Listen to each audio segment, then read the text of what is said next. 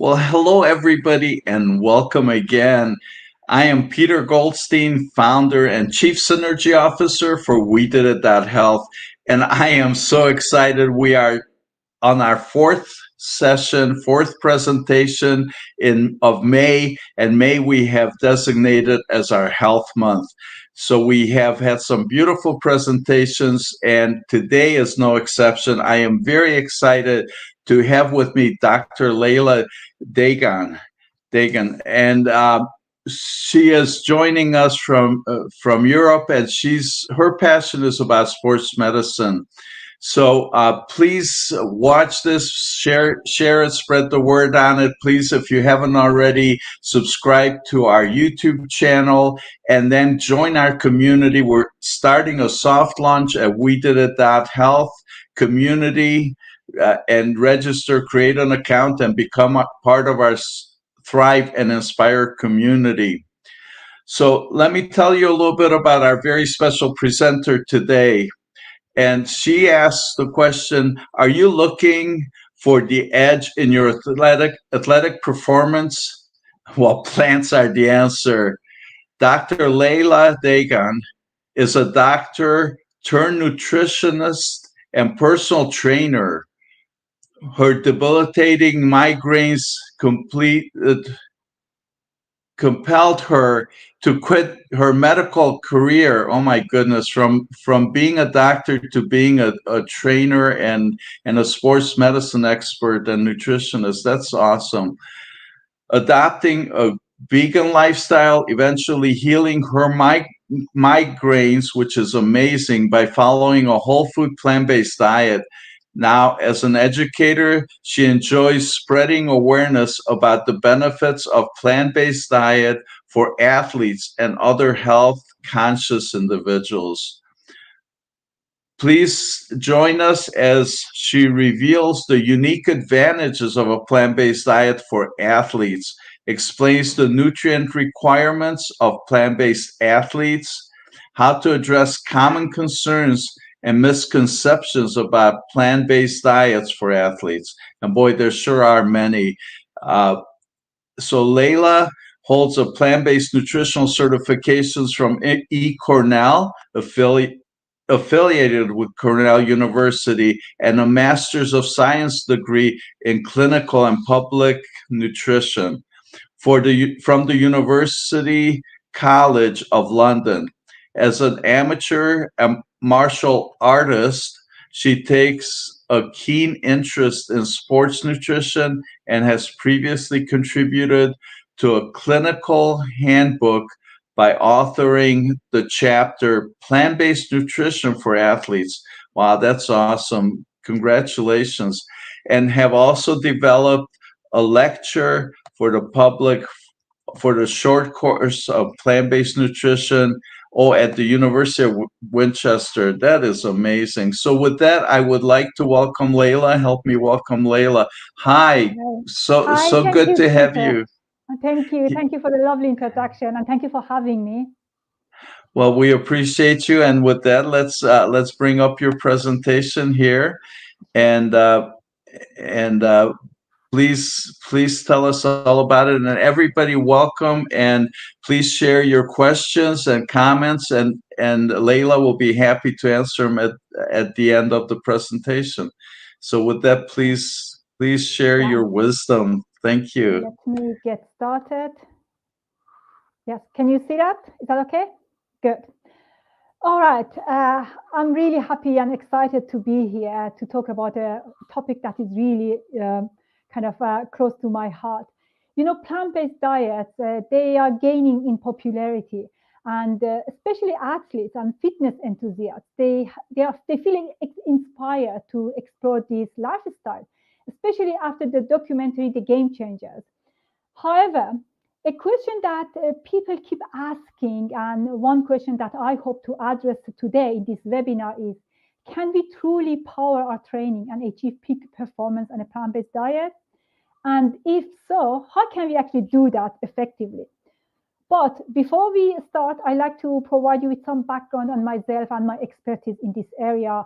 And Peter has already mentioned a bit, but I want to tell you a little bit more so that you better understand where I am coming from and feel confident in the information that I will be sharing with you. So yes, I'm a qualified doctor, and I was actually training to become a pediatrician. But as Peter mentioned, I had really bad migraines, like kind of, chronic migraine, which is like spending 10 days in bed. So that's why I had to create, medicine.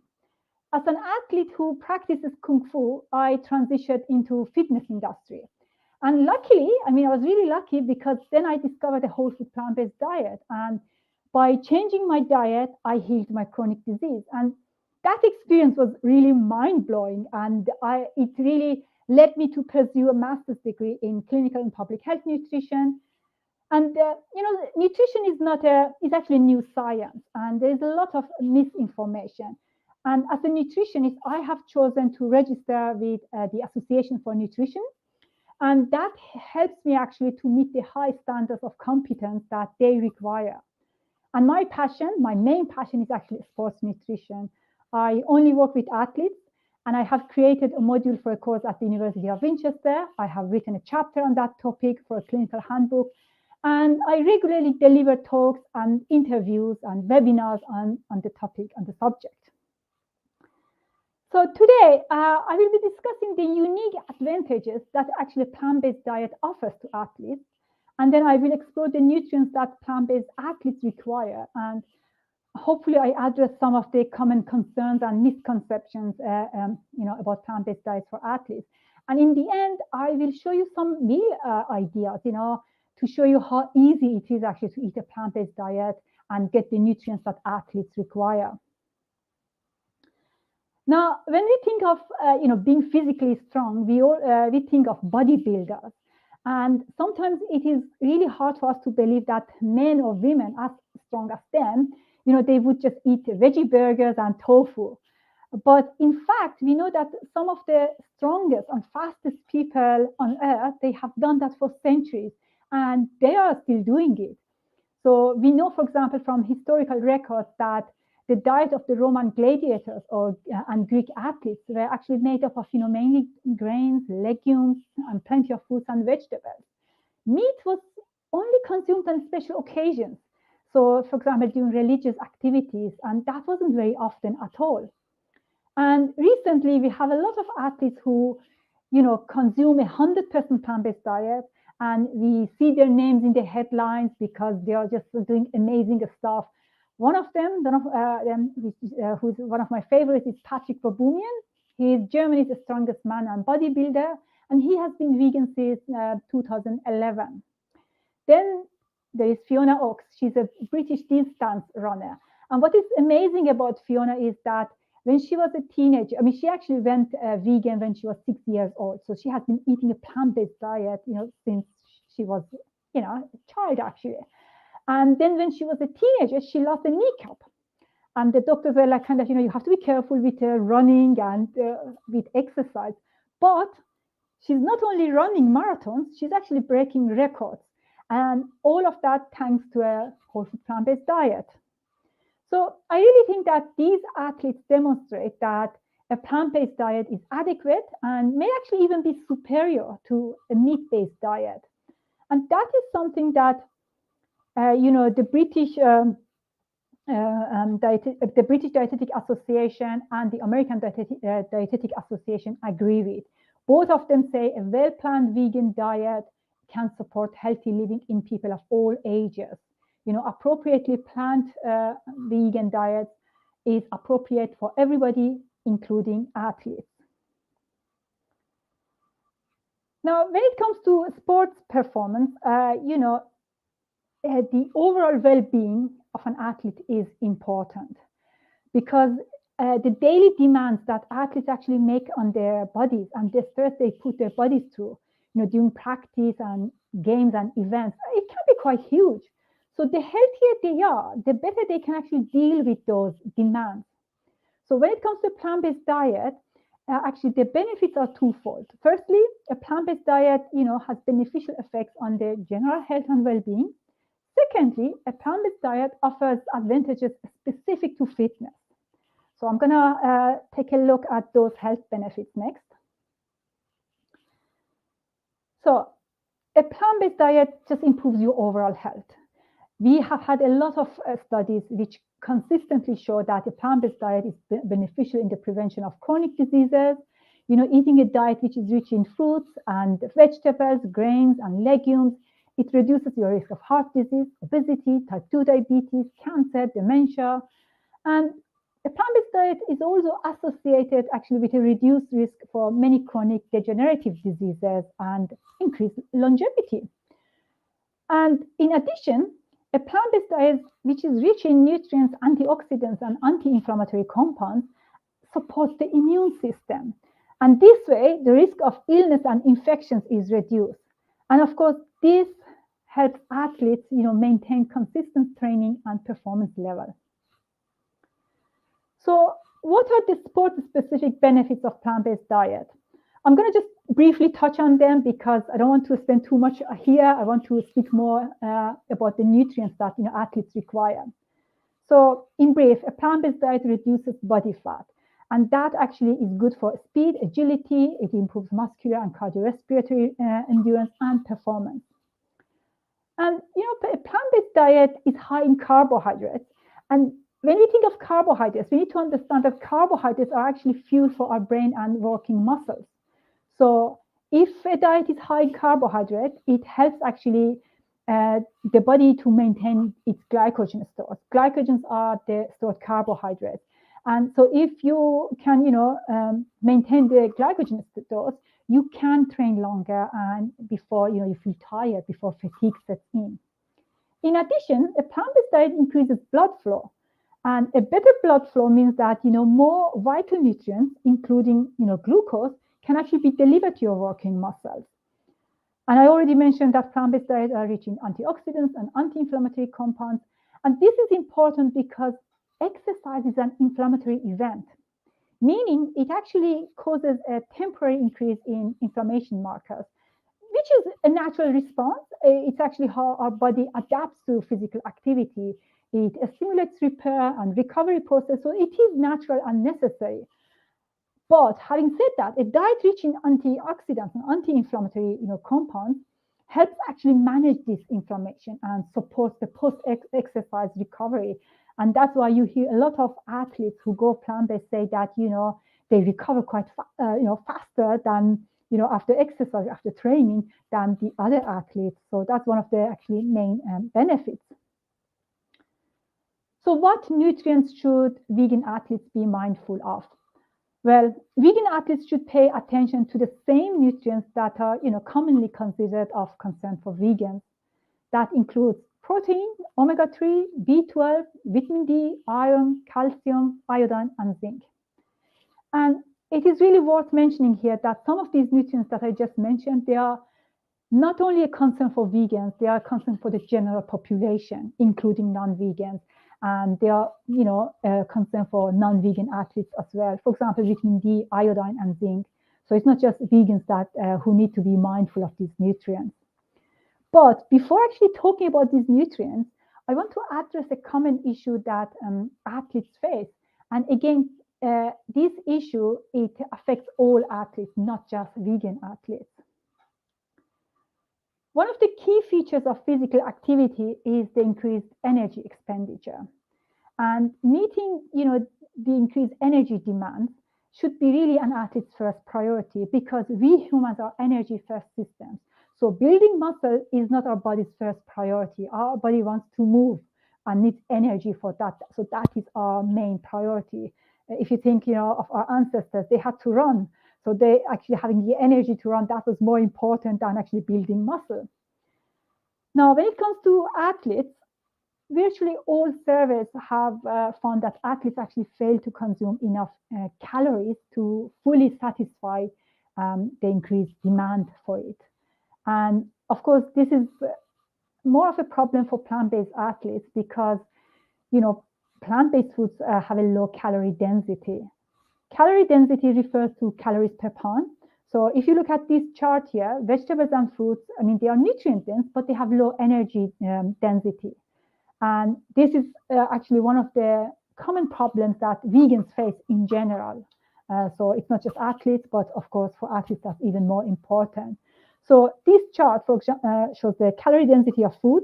And if you look at it, beef has about 1,000 calories per pound, whereas potatoes, for example, have 400 calories per pound. So if somebody is eating beef, they're actually getting more calories per unit weight, whereas when they are eating plants, it means they are getting less calories per unit weight, which is good for those of people who want to lose weight, because that means they are eating larger volumes, but consuming less calories. But for an athlete who needs, sometimes up to 5,000, 8,000 calories per day, this can be quite a problem. So that's why vegan athletes really need to make sure that they base their meals on, whole grains, complex carbohydrates, starches, quinoa, rice, beans are all good choices because they are more, calorie dense than fruits and vegetables. Then again, nuts, seeds, nut butters, avocados are excellent additions.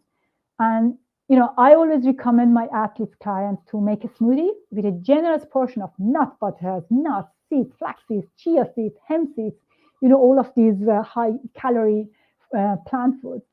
And all of these are actually good options for, because they provide protein.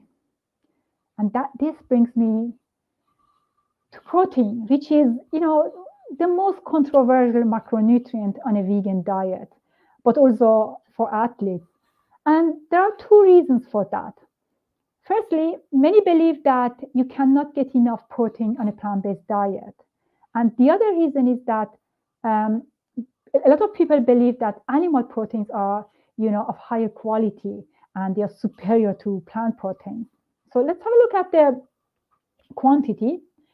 The average person needs about 0.75 gram protein per kg per day, which is about 12 to 15% of the total calories that we consume every day.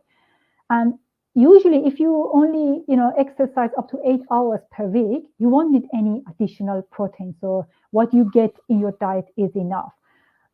Although, depending on your sport, on your training, and your workout intensity, you may need to increase your daily calorie intake. So remember, actually consuming enough calories should be your main priority, your first priority. Now, the Academy of Nutrition and Dietetics, the American College of Sports Medicine recommends 1.2 to 2 grams of protein per kg per day for athletes. Now, we have data from the EPIC Oxford study, and this study compares, the protein intake between meat eaters, pescatarians, lacto-ovo, and vegans. And it looked at 30,000 subjects, so there were 30,000 participants. And when you look at the protein intake as percentage of energy consumed, you see that everybody is actually consuming more than the 12% in all groups, even the vegan group. And if we look at the protein intake as gram per kg body weight, again, the recommendation is 0.75 gram per kg. And again, all diet groups actually exceed the recommendation.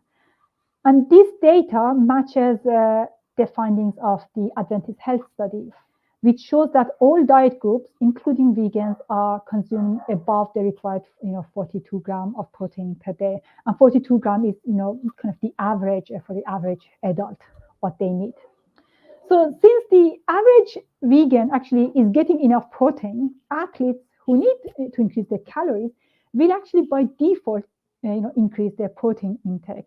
And this way they get adequate amount. So let's have a look at the quality of plant proteins.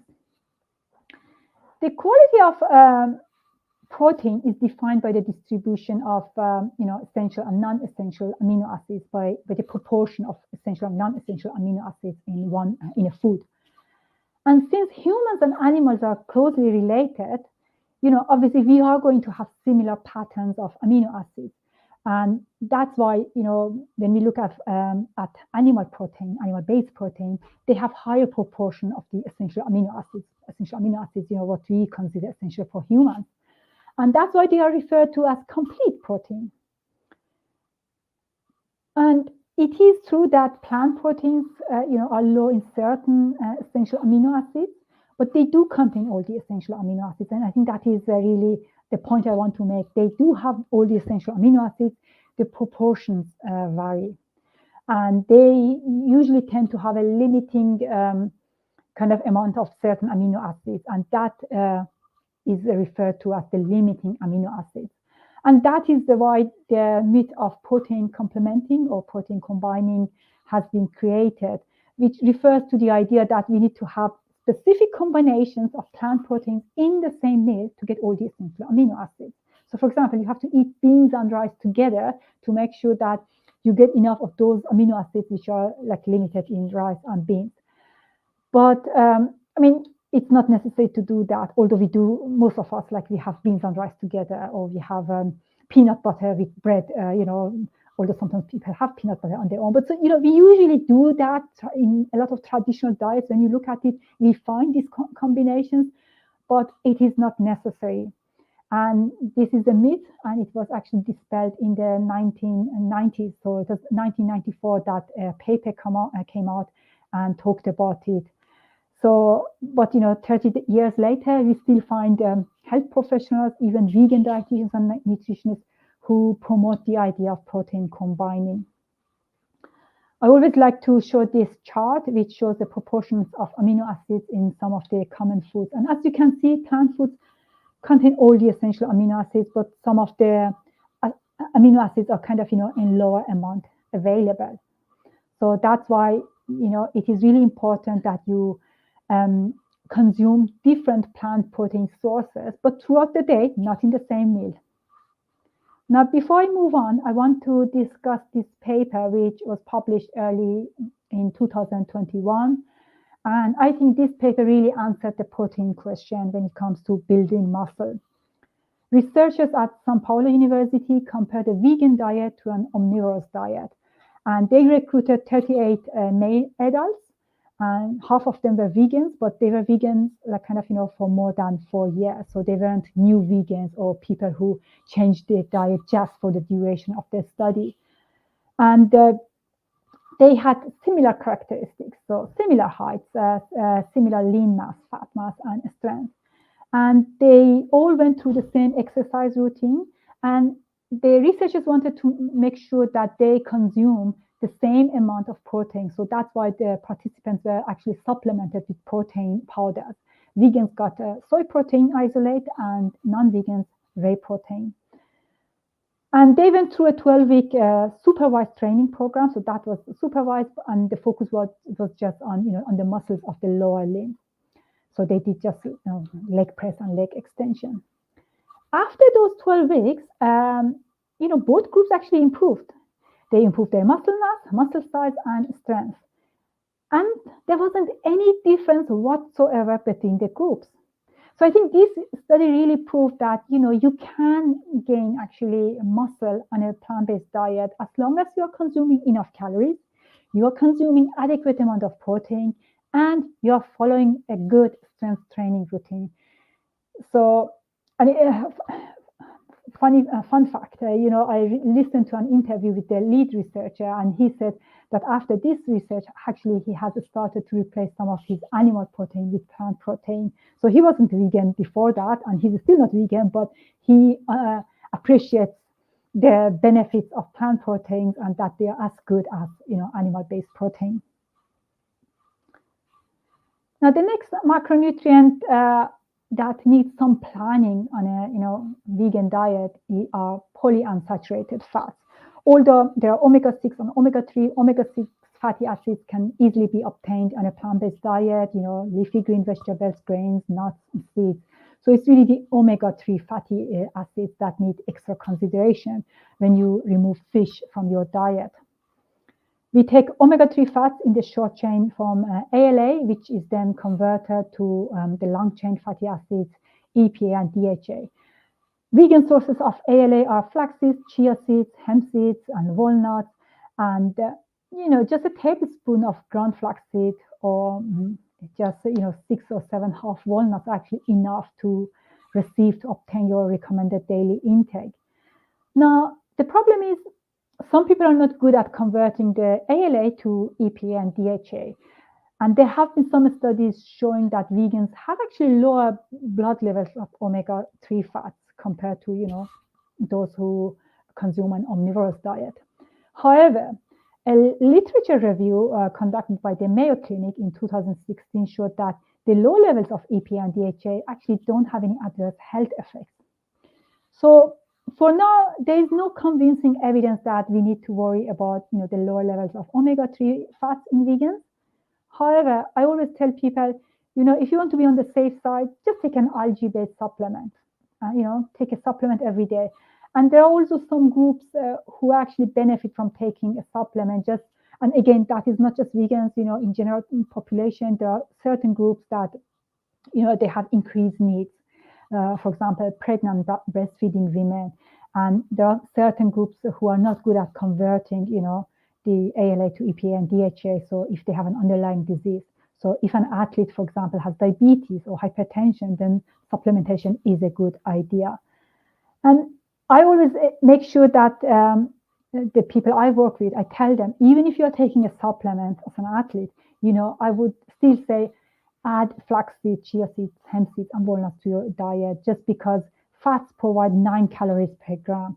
And that can help you actually to increase your daily calorie intake as an athlete. So it makes it easier to reach those increased demands.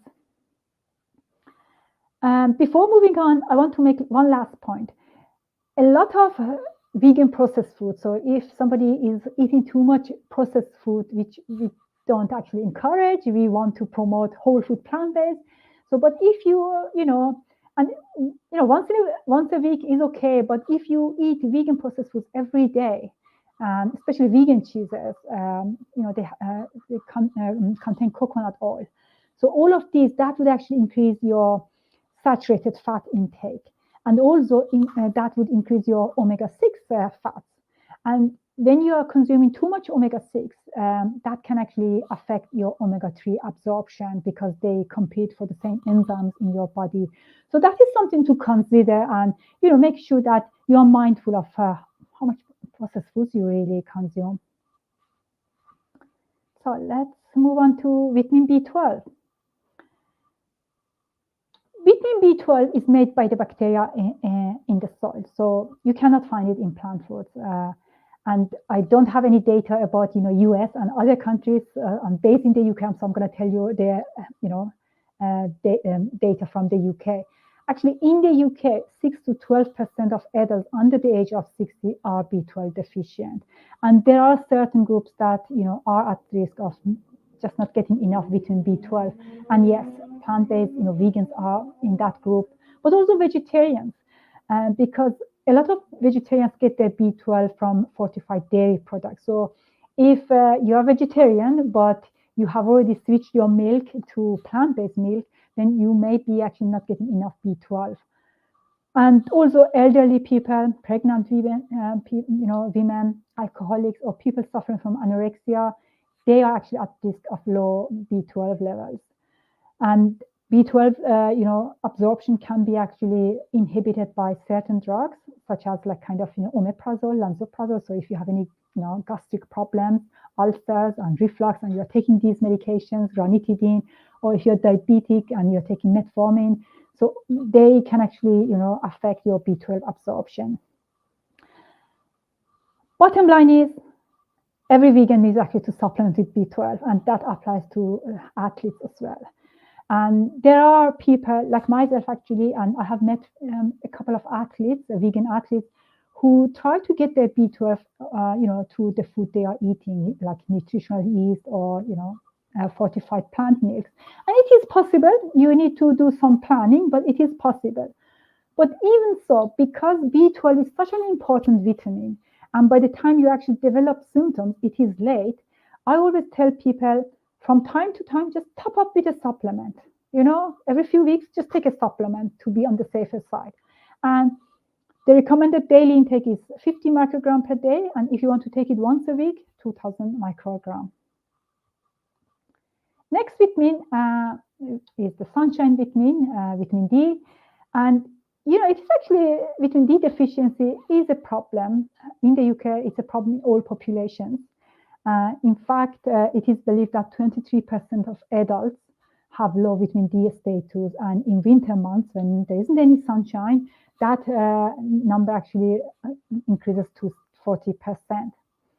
The Epic-Oxford study, which I referred to earlier, in 2011, one of the studies showed that vegans had lower vitamin D status, although they weren't deficient, but it was on the lower side.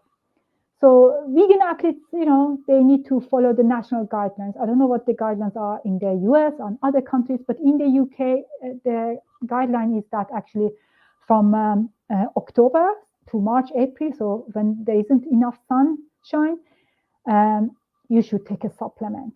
And I think for athletes, it is really important to mention that even if it is summer months and you are training indoors, so you're not actually spending any time outdoors, then you should take a supplement.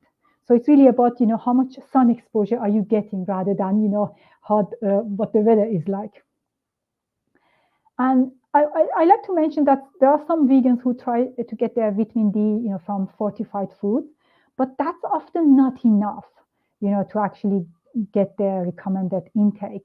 And some vegans expose their mushrooms to UV light, which, yes, it would increase the vitamin D level in the mushrooms, but it would be the vitamin D2, which is, again, it is less effective. And a lot of times it may not be enough to, get what your body requires.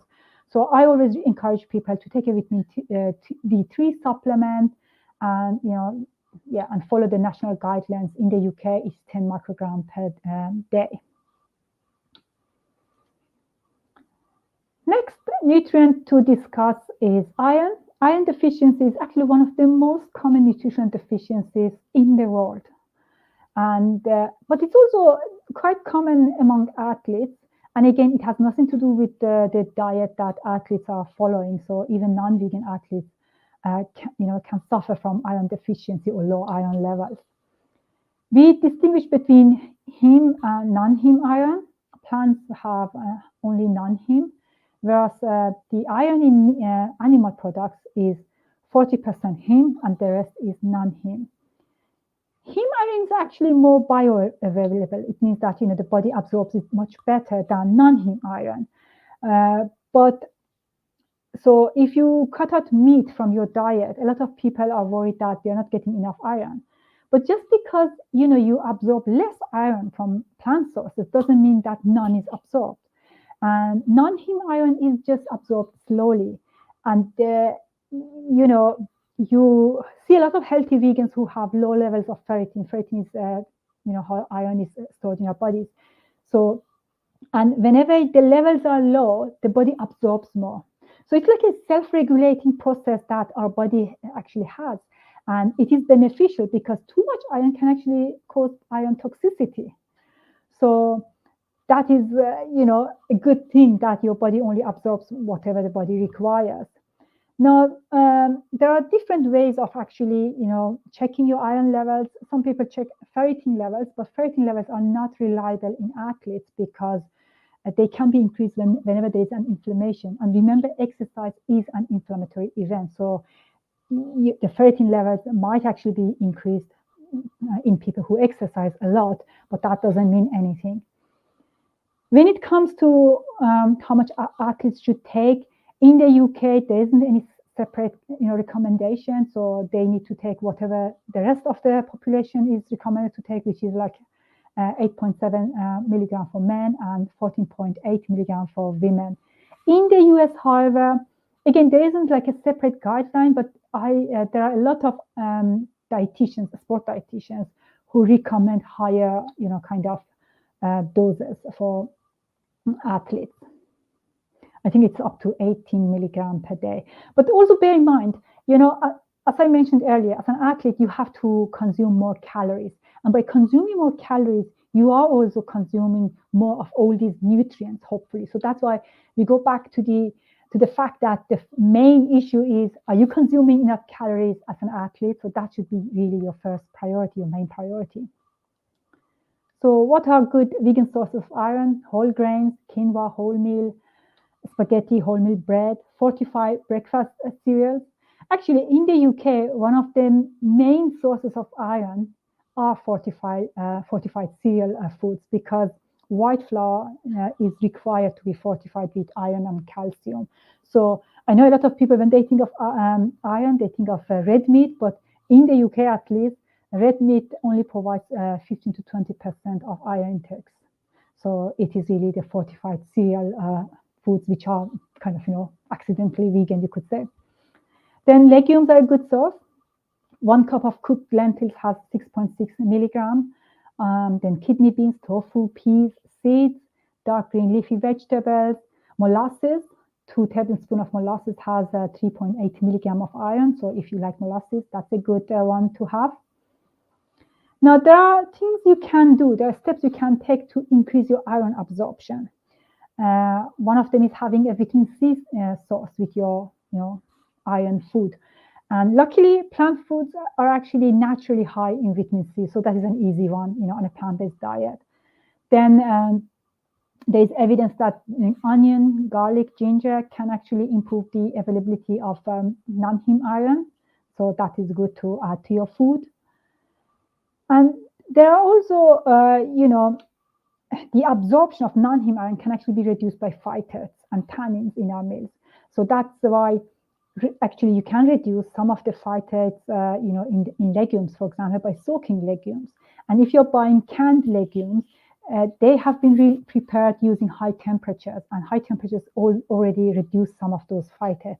And then what you can do is, once you have opened your canned beans, just rinse them again. So this way you get rid of some more phytates, and that would improve the absorption of non-heme iron. Tannins are found in tea and coffee, and even some herbal teas can actually have tannins.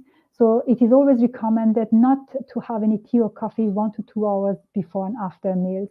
That way you can, again, improve your iron absorption. And to be honest, in my experience, that is one of the common reasons why vegans can have actually low iron levels.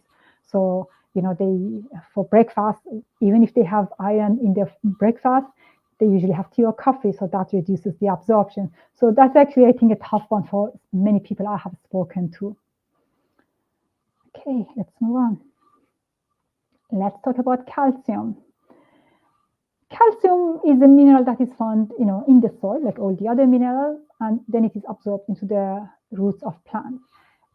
In the UK, the recommended daily amount is 700 milligrams of calcium per day. Again, there are certain groups that require more, like children, breastfeeding women, and those suffering, from gastrointestinal issues, because then the absorption would be reduced. So it affects the absorption, like, celiac disease, irritable bowel syndrome. So all of those people, they have a higher need requirement for calcium. And I think actually in the US, the RDA is higher as well. So if you live in the US, you need to check that. Now, the EPIC Oxford study, which has been studying, nutrients of vegans, found out that the calcium intake is lower in vegans, but it is still within the recommended kind of, 700 milligrams.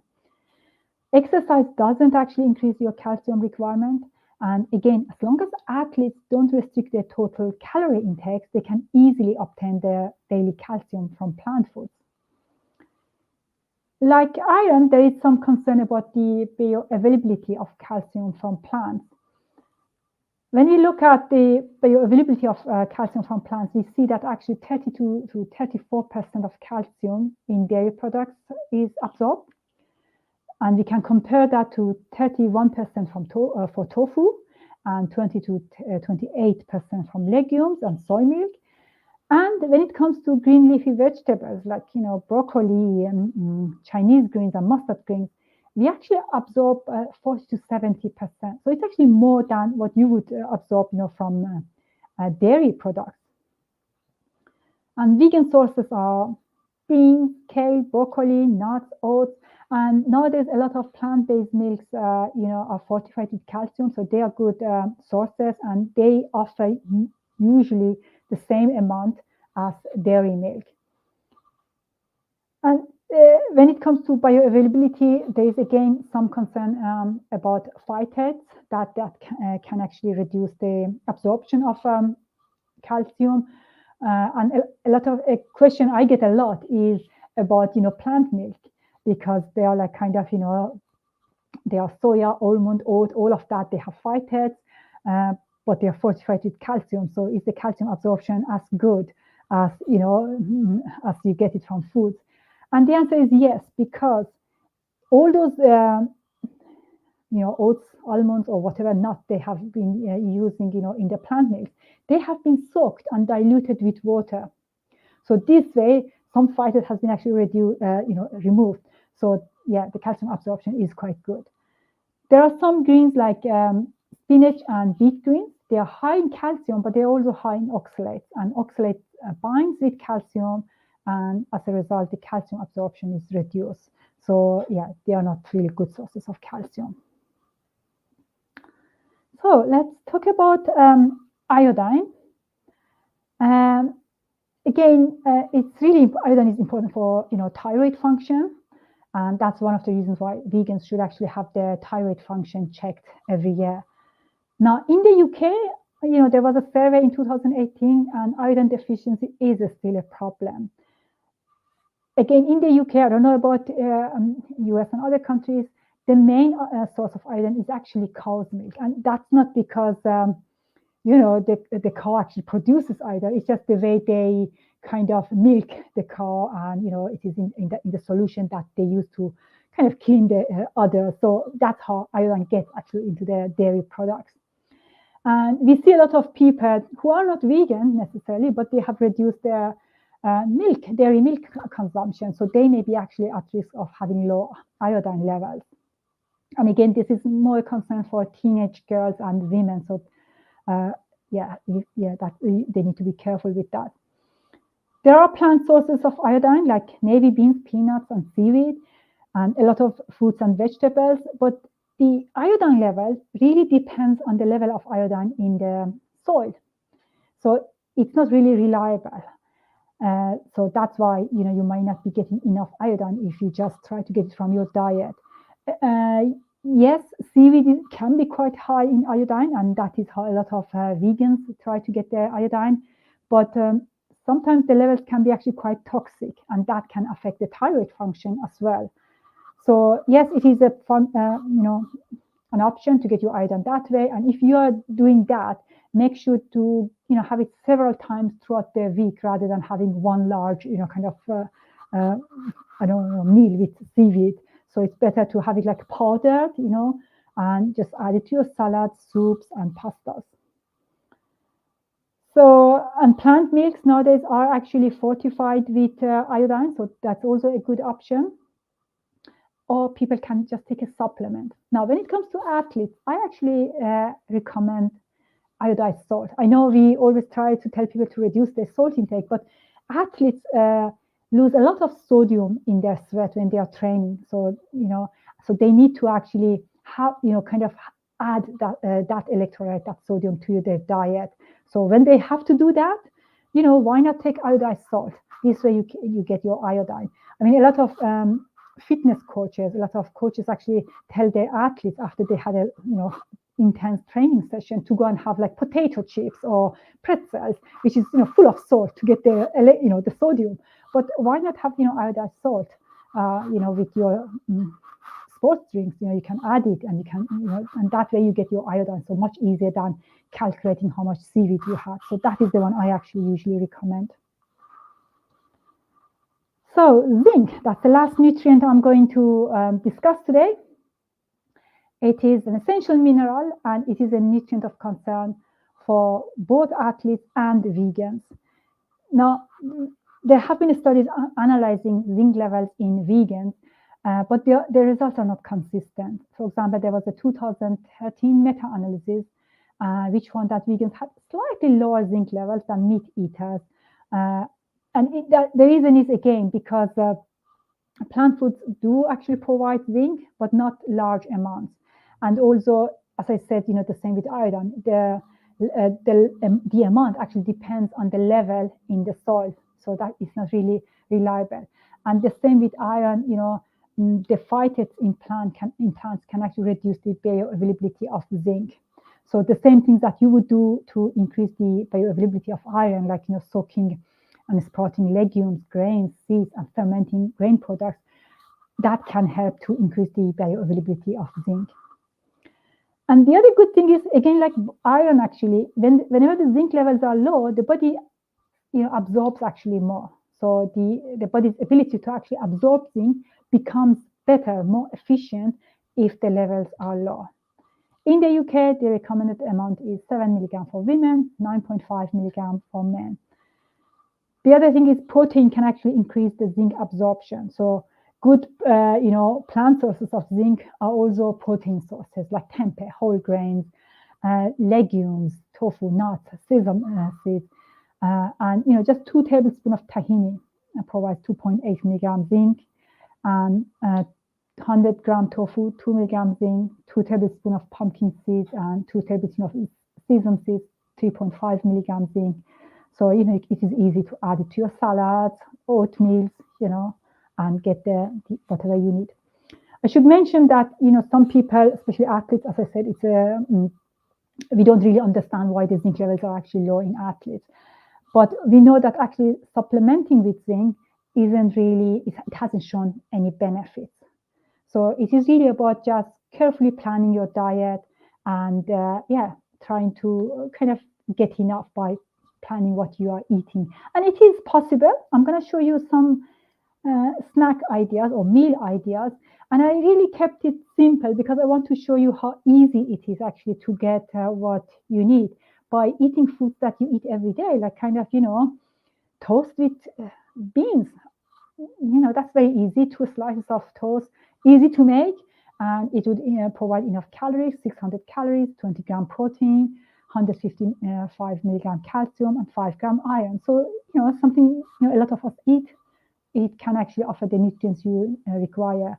And oatmeal, that's actually one of my favorites, having porridge in the morning, because by adding soya milk and walnuts, and you can also add flaxseed if you like, or hemp seed, or whatever you like really, peanut butter, dates, you can increase the calories up to 500 calories, even more if you add more peanut butter, for example, or if you have flaxseed. 19 gram protein, 350 milligram calcium, and again, a bit of iron, quite actually a good amount. More examples: rice with kidney beans and kale, tahini dressing. Again, you get up to 25 gram protein, 250 milligram calcium, and 6 milligram of iron. So that's quite good. Then tofu scramble, with whole grain toast. And you can add some broccoli to it. It offers 15 gram of protein, 125 milligram calcium, and 3 milligram iron. And all of that, it's just like, you can obviously have bigger portion. This way you would get more of all these nutrients I'm mentioning. So this is for the average person who would need probably about 20 gram of protein per meal. So that is for an average person. So yeah. More ideas: salad with white beans, tomatoes, parsley, red bell pepper, and you can read it has 17 gram protein, calcium, 160 milligram, and 6 milligram of iron. Or chia pudding, if you like it. I don't like chia seeds, but if you like it, adding quinoa to chia pudding, and chia seeds and hemp seeds, and again, soya milk. Actually, one of the plant milks I usually recommend is soya. So yeah, if you like it. That offers 13 gram of protein. It's a nice snack. 54 milligram calcium and 5 milligram of iron. More ideas for before you exercise. Before exercise, it's really important to have a source of carbohydrate. So that is what you need to have to make sure that you replenish your glycogen stores. You don't start your workout with depleted glycogen stores. So that's why you need a glycogen store. So that's why you need a source of glucose, carbohydrate. Dried fruits are really good. Quick, the sugar gets absorbed. Granola bars, smoothies, overnight oats, or baked sweet potato. Post-workout, you need to have carbohydrates and protein. But protein comes second. So again, because if you don't consume the carbohydrates, whatever protein you're consuming is going to be utilized, as fuel to replenish the glycogen store. So you don't, it's going to be utilized as fuel, because, as I said, the energy requirements need to be met first. So you need more carbohydrates, less protein, but you need both of them post-workout. You can have avocado toast, add hemp seed or whatever else you like, and that is a good proportion of the carbohydrates protein. Or an easy one, banana with tea, 2 tablespoons peanut butter, raisins, almond butter, bagel with hummus or bagel with soya cheese. So these are all good options that you can have. All right, thank you very much. That's the end. Let me just end the show. And all right, thank you. Well, thank you, Dr. Dehghan. That was so informative. So much information there. There we go. Get you back here. Yeah, thank you so much. And a couple questions I would love for you to share with people how you can be of service to them professionally. What kinds of programs do you offer? You offer individual consultations. How is it that you're serving people with your professionally? Yes, I see individuals, one-on-one. I don't offer group coaching, although if a couple of people or a few people want to have it, yes, I'm open to it. It would be nice, and yes, that is what I do.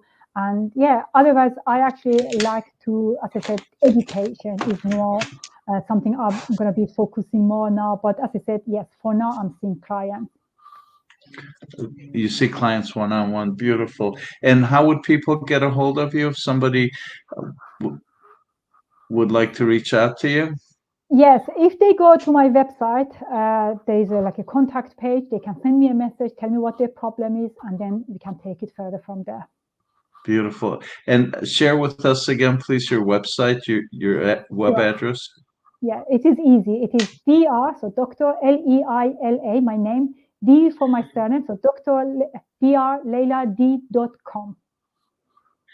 Thank you. Thank you very much. So primarily you work with athletes who are struggling or people who want to start exercising, or what are most of your patients and clients like?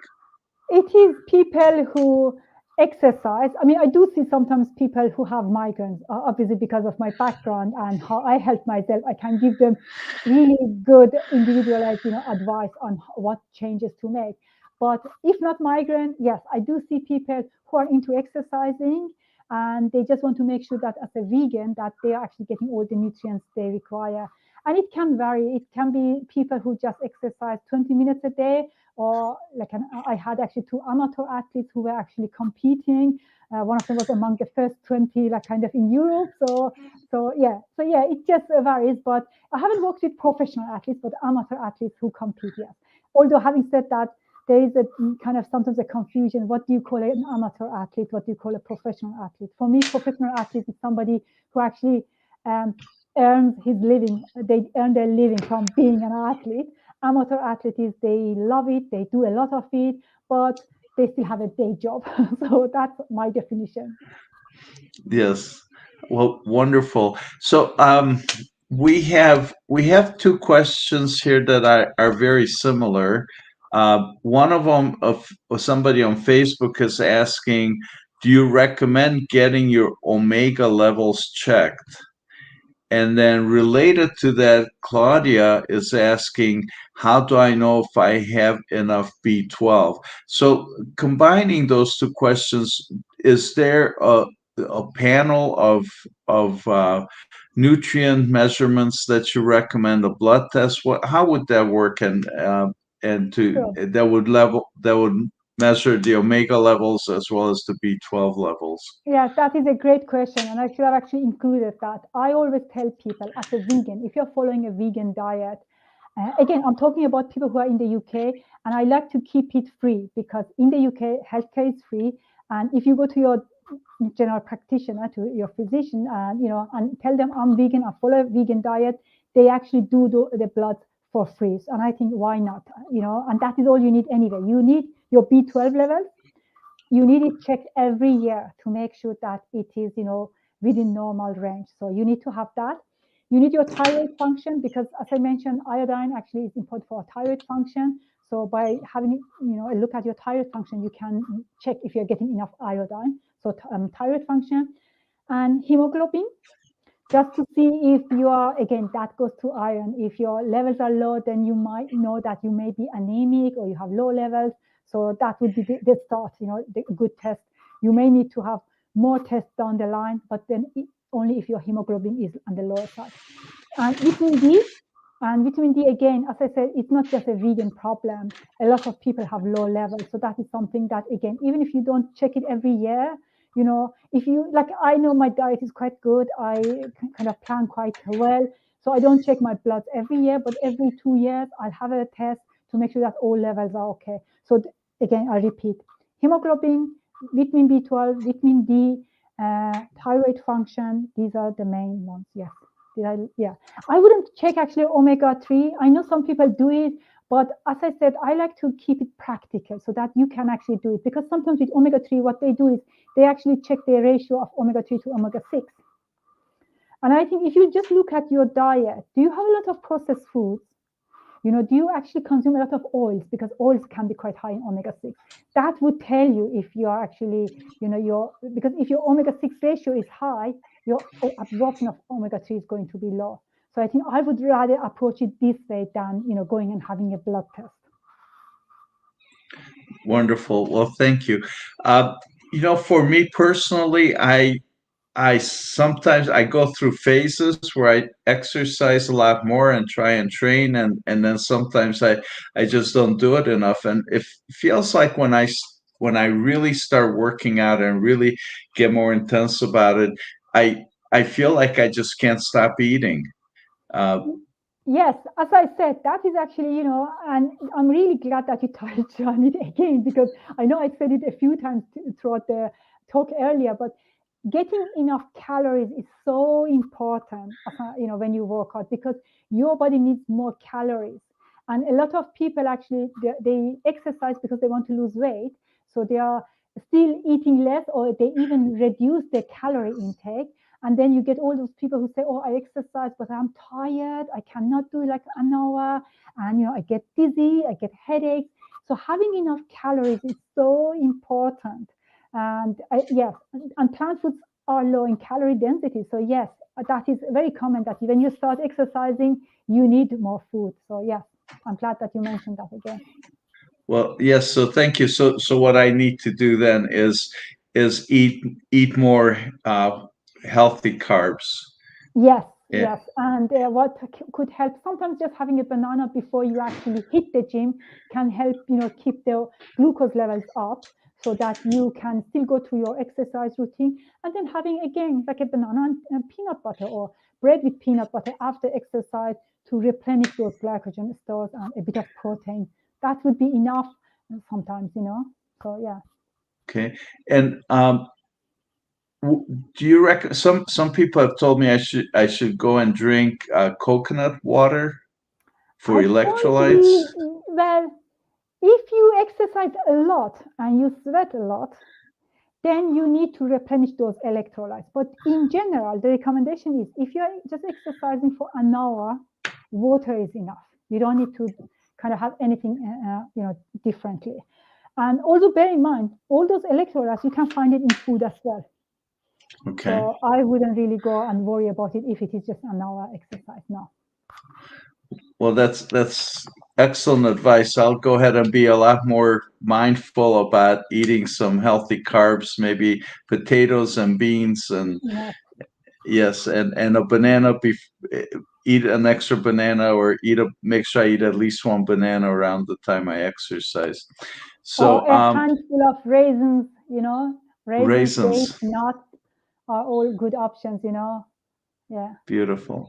Well, thank you so very much for that. And Thank you. Claudia sums it up for all of us. Thank you so much for a very interesting live stream.